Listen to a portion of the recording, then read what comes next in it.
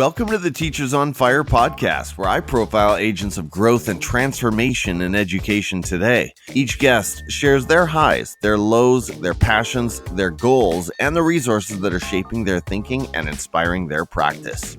For show notes and links from each episode, visit teachersonfire.net. You can also follow the show at Teachers on Fire on Twitter, Instagram, and Facebook. And of course, please subscribe to the show wherever you listen to podcasts. I'm your host, Tim Cavey. Let's meet today's guest. Today, I'm speaking with Chris Woods. Chris is a high school math teacher, STEM presenter and speaker, and host of the STEM Everyday podcast. Chris continually reminds his followers that STEM is everywhere. He says, I can help you see it and add it to your classroom. And I've certainly benefited from his ideas. We'll get into that shortly. You can connect with Chris on Twitter and Instagram at Daily STEM. And of course, make sure you check out his YouTube channel. He's putting out a lot of great stuff there, and his blog, dailystem.com. That's some pretty easy branding to follow. Chris, thank you so much for coming on the show today. Are you ready to talk education? Oh, I'm so ready to talk education, Tim. This is a joy for me to be chatting with you today. Why don't you start by telling us a little bit more about your current context in education? What does that look like? All right. Well, thanks again for having me on the show today, Tim. As you mentioned, I'm a high school teacher. I teach math in Calumet High School, and it's a pretty smallish rural community. But it's surrounded by nature. It's in a very rural part of Michigan. It's 2 hours away from any freeway. We have very little high-speed internet in a lot of homes and stuff. So, and not a lot of kids with a lot of maybe extra resources. So that provides an opportunity for me to be more creative in my classroom and thinking of extra ways to encourage my kids to engage with STEM and all their education. That sounds like the perfect environment for you, Chris. And that explains a lot about what we see that you are putting out there, not only from your school, but from some of the natural environments that you find yourself in. Chris, we're going to get into all of that momentarily, but first of all, take us to a low moment or some kind of an experience of adversity that you faced somewhere along your teaching or education journey, and describe for us how you overcame it. Yeah, I love this question when you ask it, Tim, because I think it reminds us all as educators that there are low moments, that there are times that are tough in our education. And I would have to say even just last year was kind of a low moment for me. I had some students that were just very challenging, and I kept trying different things and kept trying to engage with them in different ways. Each day it seemed like I was going to try something different, some extra effort to engage with them and get them to open up. And there would be days when I felt like, I made some progress with them. And then the next day, it seemed to like just nosedive right back down and into that adversity. And you know what? I made it through the year. The kids made it through the year. I think as I go forward, I love teaching ninth graders because a lot of times I get to continue to see those kids throughout the rest of their high school career. And what that does is that gives me that opportunity to continue working on those relationships even after maybe it wasn't a good relationship in that first year. I think it would feel a lot different if I was a 12th grade teacher and I had a bad experience and then they were just gone from my school. So a low moment with a hope and possibility of some better moments here to come. Well, I've definitely been there, and you're right. For those of us that maybe teach around that 8th or 9th grade level, sometimes attending the grad is like a major relief. Yeah. In some ways, you're like, okay, this person actually did some maturing, some growing, and I see a lot more promise maybe in their future than some of the decisions they were making in middle school. But it is a growing time. We know that, and it can be turbulent for sure. Thanks for sharing that. I feel like you are a master teacher. You're one of those educators that I feel like, man, he must keep his classroom utterly captivated at all times. So thanks for sharing that. Chris, you are so committed to bringing STEM, and for those maybe that have been living under a rock somewhere, STEM refers to science, technology, engineering, and math. You are so committed to bringing STEM alive with creative and critical thinking, problem solving, and real world applications. Like I mentioned earlier, I follow you on Twitter and YouTube, and I appreciate, Chris, the curious posture that you bring to everything in the world around you. What fuels this passion for you, and why is it so important for us to cultivate STEM curiosity in our learners? Well, Tim, I think you used an important word there. You talked about the STEM curiosity, and trying to cultivate that in a kid is so important. Over the years, I've taught pretty much ninth graders all 20 years that I've been teaching. And a lot of times we know that kids are very excited and creative, and they just can't wait to get to school when they're in those kindergarten, first and second and third grade. And then it starts to go down. And sometimes through all those years where there's just more focus on content and just, hey, let's do a worksheet and let's do our workbook. And kids start to get this wrong perception that that's what education is all about, just gaining a bunch of knowledge. And so for me, all the different ways of bringing STEM alive and sharing it with people is really just my attempt to remind people that we need to help kids see the education that they're getting in our classroom is all around them in the world. More than anything, I mean, whether it's English or whether it's social studies or whatever class you teach, you have to do the best job that you can do to show the kids that what you're doing in your classroom is relevant to everything else out there in the world. That's my passion, and I think that's the passion of a lot of teachers. Wow, that pumps me up, Chris. And I would second all of that. I think the culture of compliance really silences that curiosity. And so as much as we can, we want to provide students those on-ramps, right, to pursue their natural curiosities and embrace them and promote them. Mm-hmm. I remember being in a staff room once, Chris, and listening to some pretty strong pushback against what was perceived at the time as an overemphasis on STEM. So when you come across that, how do you respond to teachers who want to see more A in STEM, as in STEAM, A representing the arts, or they feel that literacy, humanities, and the fine arts are being overshadowed by STEM? I'm sure you see it a different way. Well, obviously, of course, I see it a different way. But honestly, first of all, let's approach the STEAM acronym, because I love that acronym as well as STEM. I just choose to use the STEM acronym. I have no problem with teachers using the STEAM acronym because I think it puts an extra added emphasis on the arts aspect or the arts side. I'm one of those kids that grew up loving science and technology and engineering and math. And so, as you know from my Twitter and everything else that I do, I naturally see even all the arts that are alive in all those STEM fields. So for me, throwing that A in there, yeah, it's great because it adds that extra emphasis to it. But to me, it's almost repetitive. I naturally see it. Some people talk about right brain, left brain, and I think we really want our kids to be whole brained. We want them to see how all the left brain stuff and the right brain stuff really connect together. And to go into the literacy and the fine arts and reading and writing, for so many years we've always said, hey, we need to read to our kids. We need to read to our kids. And I would guess that most people, when their kids are young, they read a book to their kid at bedtime or just when they're growing up, because we value that reading. And I think at the same time, we need to help parents especially see that it's important to do something that's STEM with your kids. And that could be as simple as going on a nature walk or going outside or looking at the stars at night or watching a movie like Big Hero 6 and talking about inventions and all those kinds of things.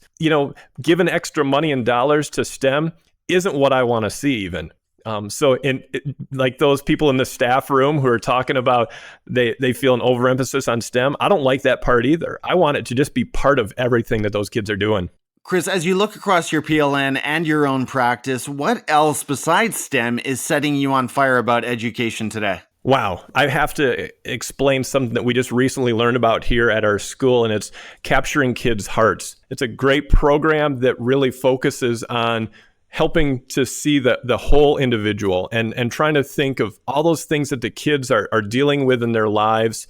We talk a lot more in education right now. It's almost a buzzword, kind of like STEM and all those other education buzzwords, but trauma-informed teaching and thinking about the different things that are going on in kids' lives. And I think a great aspect of a great teacher is when we think about the fact that these kids have all these hours that they're not in school, and all those things have an effect on how they're feeling when they come into our classroom. And I think one of the greatest points that I heard in the training that we went through of capturing kids' hearts was, if a kid comes in with 70% of their motivation that day, well, let's encourage them to give 100% of that 70%. And we need to be okay with them giving 70% because they're giving 100% of that they have that day. They're giving their full capacity. I'm not familiar with the program, but it resonates, of course. And like you said, trauma-informed instruction and SEL, these are buzzwords that we hear a lot. But to me, they always come back to relationships, right? And meeting our learners where they are. Yeah. And not sort of imposing a one-size-fits-all curriculum or some kind of instruction on them without taking note of exactly where they are and what their needs are.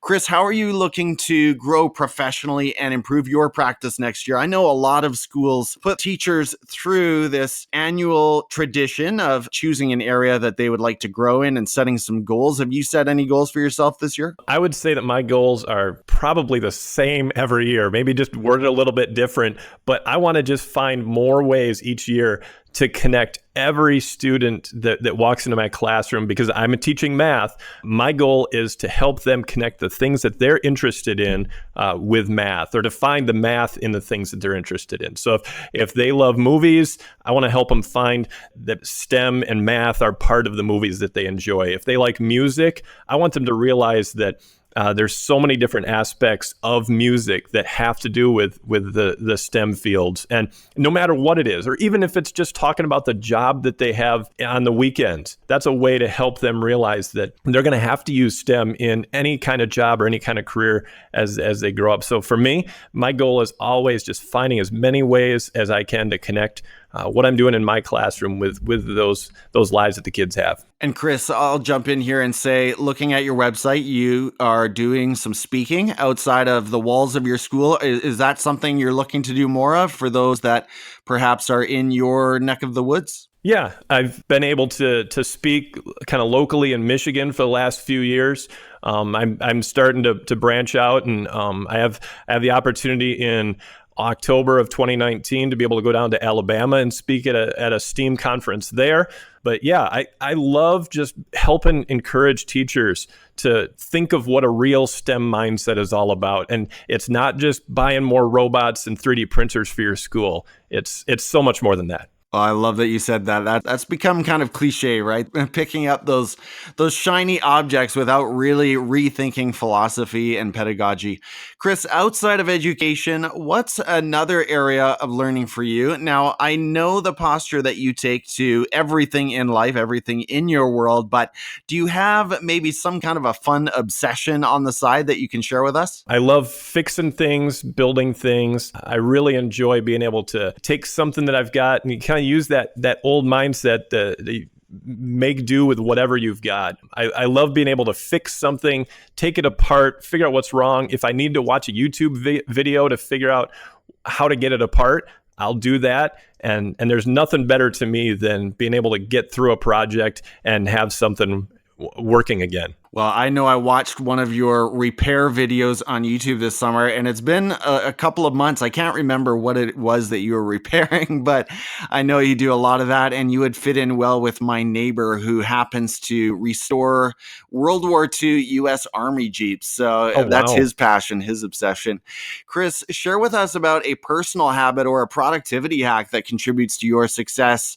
How do you get it all done? And is there some kind of a morning ritual or a daily routine or maybe an app that really helps you accomplish everything you do? Well, honestly, just making lists helps a lot. And whether that list is a list that I carry around in my pocket, or a list of just some different sticky notes that I'll stick up next to my desk in my classroom. I've usually got a list of, hey, I need to edit these podcasts, or I need to make this video idea into a video because I think it would really resonate with my students, or I need to collect some data like this. Sticky notes or a list in my pocket is as technical as I get for that. Okay, well, sometimes the most primitive forms of technology still do it the best. I'm more of a Google Keep guy myself, but Post-its work too. Just before we continue, I want to share an important message from the Teach Better team.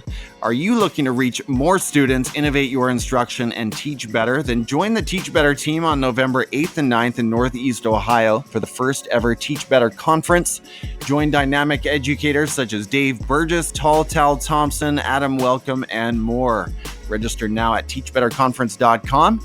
And when you do, be sure to use discount code FIRE50, that's FIRE50, to save $50 on either of the 2-day registration options. Are you ready to be better? All right, Chris, it's time for your quick picks, the education voices and resources that are shaping your practice and inspiring your thinking. So starting at Twitter, tell us about someone there who you follow and share why they've been inspiring you lately. Wow. There's so many great people. And I think, honestly, the most important people for anybody to follow on Twitter is the people that are doing the things that they're interested in, maybe that they're teaching.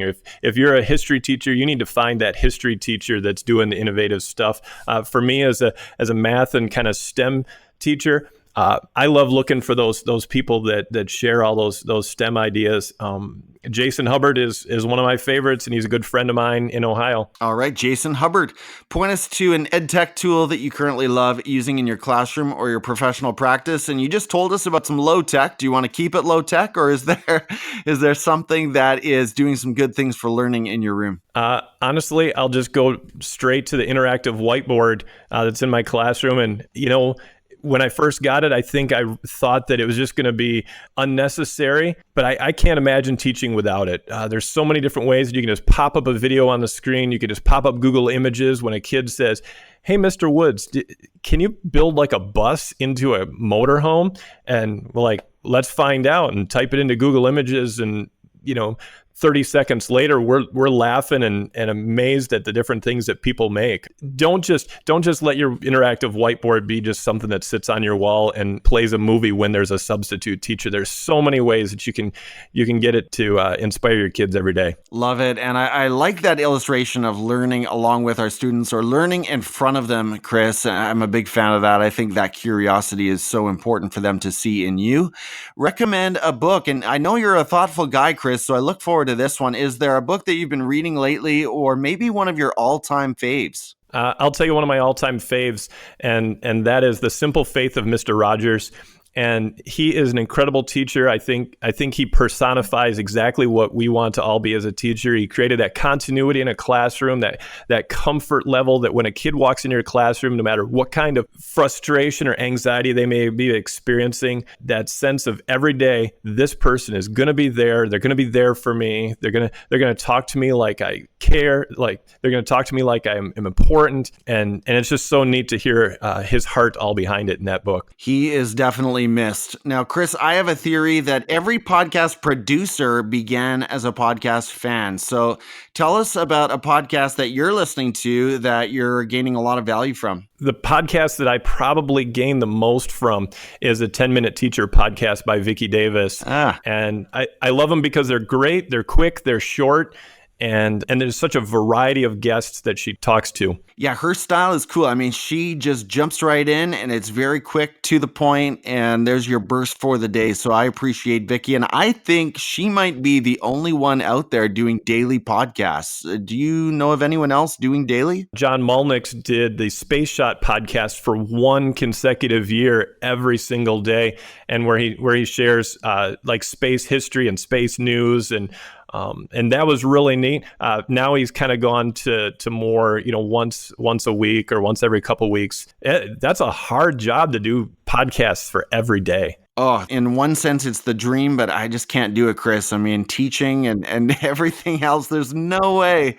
Chris, your YouTube channel rocks. I can't recommend it enough. I already talked about it off the top. Were you inspired by another YouTube channel out there? No, I don't think I really was. I just saw that my kids were always interested in something, and I just wanted to share things, and I love sharing quick ideas. So my videos are all just a minute or two, and just quick, give an idea and get back out. Well, I appreciate that you don't succumb to the vertical video phenomenon, and you keep it in landscape, or the ones that I've seen anyway.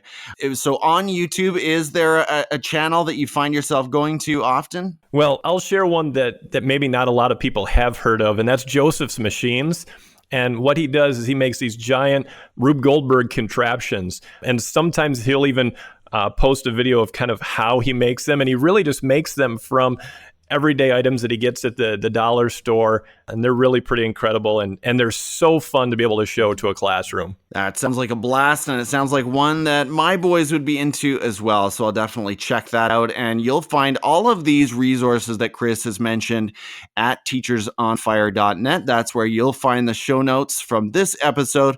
Chris, what are the best ways for the listeners to follow you and get more of that Daily STEM? They can find me on Twitter at Daily STEM, or on Instagram. I post on there once in a while, but mostly I just do that for my students because they like Instagram. So I'll post interesting pictures to get them talking. Of course, my website is dailystem.com, and they can find out all about me and all the different things that I do and the podcast and everything. Sounds good, Chris. Again, thank you so much for sharing your time with the podcast today. This has been fun and enlightening, and I'm so thankful you're in my PLN. Really appreciate your time today. Take care, and I know we will. Let's talk again soon. Tim, it's a great job. Exactly what you're doing. The same thing. I love the Teachers on Fire podcast, and you're just doing a tremendous job of giving teachers a voice and sharing their inspiration with everybody else. Thanks for joining me today here on the Teachers on Fire podcast. For show notes and links from this episode, visit teachersonfire.net. You can also follow the show at Teachers on Fire on Twitter, Instagram, and Facebook. And again, please do subscribe to the show wherever you listen to podcasts. Before we sign off today, I'd like to check in with the Teachers on Fire community this week.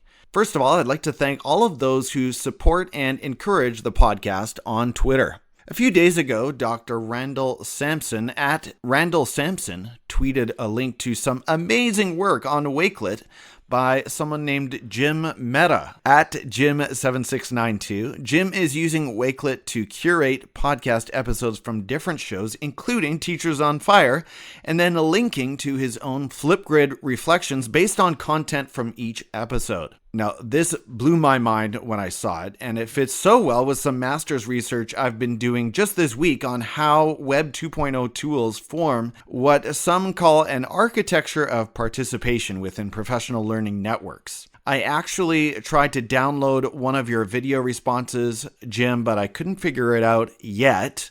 I will need to do some more Googling and maybe seek the expertise of Jake Miller or someone of that level of expertise to figure that out. But Jim, I am now following your Flipgrid, and I can't wait to hear and watch more of your reflections. And again, I do want to say another thank you to Dr. Randall Sampson for sharing that. You don't know how much that meant to me this week. Well, when I thanked Jim for his work on Twitter, he responded, "All of my reactions were personal and from the heart. These podcasts are something special to me. To hear people like me put the time and effort into a show and to put their heart to share their love of education into the show. Hashtag means the world. Hashtag personalized PD is real." And I definitely agree with you there, Jim. Again, thank you so much, and I hope you'll do more from the Teachers on Fire podcast. Chris Woods at Daily STEM, my guest today, tweeted, "Why does STEM make such a difference in your classroom?" At Mr. Cavey would say, "Because it keeps the curiosity alive." Look for Tim, the host of the Teachers on Fire podcast, on an upcoming episode of the STEM Everyday podcast. And that's right, I appeared on Chris's show, and he's got a few more in the queue than I do, so I won't be coming out on his podcast immediately, but it will appear in the coming weeks. And I was excited to speak with Chris on the other side of the microphone. George Valenzuela at George Does PBL tweeted, listening to Make Them Master It on the Teachers on Fire podcast made my commute to the great state of North Carolina a memorable learning experience. I learned about going gradeless, and I'm really looking forward to Jeffrey Frieden's upcoming book. Kudos to such a fine educator. And I should have mentioned that Make Them Master It is Jeffrey's Twitter handle. That's Make Them Master It, no E in master.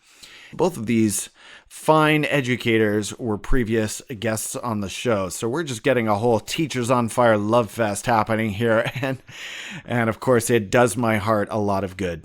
Brian Carpenter at Brian Carr tweeted, hashtag fresh air at 5, 7.4 kilometers under the early morning sky. Orion and a new moon took in the second half of Nina Pack-Louie's episode 97 as she talked with at Teachers on Fire, richness and a treasure chest of inspiration to stoke your fire. Solid episode you should hear. Hashtag balance LAP. Well, I know that last episode with Nina went long, but man, was it filled with good stuff. And to that point, Sarah Johnson at Sarah Johnson tweeted, love this episode of Teachers on Fire with Nina Pack-Louie. That's at NPAKLUI. Glad to meet a soul sister through this conversation. Love how Nina and Mr. Cavey talk deeply about assessment. So much gold here. Hashtag balance LAP. And of course, that is a reference to Sarah's book, Balance Like a Pirate. So important as we get busier and busier, it seems, each year, to make sure that we are finding the right balance. And of course, I won't spoil it, but Sarah and her co-authors have an interesting take on exactly what that should look like. Dr. Sam Fesich at SFECICH tweeted, getting my PD on with Teachers on Fire and Nina Pack-Louie. Great interview. Inspiration for a Tuesday for hashtag pre-service teachers. Hashtag GCCEdu. Hashtag EduMagic. And those last two hashtags, I think I know. Of course, EduMagic is Dr. Sam's book for pre-service teachers. So if you are training to become a teacher or are new to the profession, make sure you check that out. And of course, hashtag GCCEdu is a reference to Grove City College, where Dr. Sam teaches. So shout out to the fine people there. And then Jen Skelding at Jen_Skelding tweeted, Nina, I could listen to this awesome educator every day. Thank you, Teachers on Fire, for this. And thank you, Nina, for your passion. Well, Jen, I really appreciated the mention, the way Nina described your friendship, both professionally and individually. And I'm so glad to have you along for the ride. Thank you for listening. The last reference to Twitter, Brad at Brad Catalyst. And Brad, if Catalyst is your last name, that is awesome. He had an interesting response to my episode with Nina Pack-Louie, where we talked about equity. He tweeted, an interesting take on equity in assessment is the consideration of rural students. The context of questions is often city-centric. And when we think about equity, I think Brad's absolutely right. We don't usually think about the urban and rural divide. And so good point there, Brad. And I'd like to hear more about what you think we can do in the classroom to make sure that our rural students, rural-based students, and I'm not actually sure if I have any that fit that description in my setting, but how can we better reach and better serve those learners? Thank you so much for the encouragement, educators on Twitter. You were the fuel to my fire this week, and let me tell you, without going into details, it was not an easy week. Moving on, I hope by now that you've heard about my new podcast. It's called the Teacher Blogs Podcast, and it's for teachers who have more time to listen to blog posts than to read them. Maybe that's you. The mission of this podcast is to amplify the voices of education writers that are seen, read, but need to be heard. This week we published 2 more episodes. 26 was Justin Belt with a piece called Rebounding 101. And 27 was Caitlin Giordano. I am a teacher and I have anxiety. I think so highly of both of these educators, and I'm so proud to be able to share their stories with you in voice form, in audio form. So make sure you tune in and give them a listen. Both of them speak very vulnerably, very transparently about their journeys with anxiety and where they are today. Your voice educator or education blogger could be next. All you need to do is use your phone's voice memo app. We've all got that. To record yourself reading your own blog post. Then use the share button to email the voice file to teacherblogspodcast@gmail.com. If you've written a blog post that you'd like me to consider featuring, please message me at teacher_blogs on Twitter. Still on the theme of blogs, I will also invite you to check out the Teachers on Fire magazine on Medium. This week we featured Lynn Thomas at TomLynn101 with a piece called M is for Mindset. And Lynn has been writing pieces here going all the way through the alphabet. So Lynn, I think you're halfway there. M is for Mindset, ladies and gentlemen. And then our newest writer, Adam Dyke,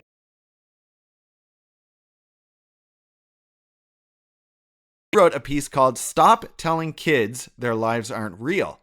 And that piece was picked up by a few blogs and it's getting a ton of play, a ton of views. And he's really touching on a nerve, I think. And that is something you do see in EduTwitter or you hear in education. And that is preparing kids or preparing our students for the quote real world. And so Adam pushes back on that idea with a brilliant piece. Stop telling kids their lives aren't real. And then Caitlin Giordano at Mrs._Giordano writes a piece called I am a teacher and I have anxiety. And I mentioned that earlier. She recorded an audio file of the piece that appeared on the Teacher Blogs podcast. But make sure you catch that one on the Teachers on Fire magazine on Medium as well. You've got choices, people. You can read it or listen to it, or hey, maybe do both.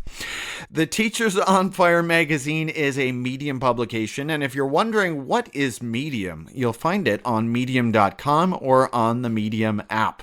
And the key there, folks, is curation and a beautiful reading experience. You'll have to visit Medium to see what I mean. If you're already an education blogger, consider joining our growing writing team.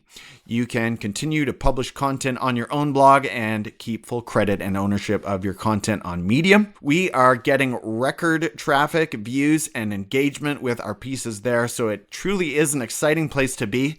Come on over as a reader or writer or both and check us out. Well, I'll leave you with this quote from my reading, Teachers on Fire. This one comes from the great Brené Brown at Brené Brown.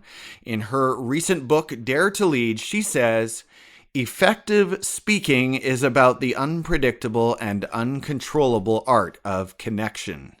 Let me say that one more time. Effective speaking is about the unpredictable and uncontrollable art of connection.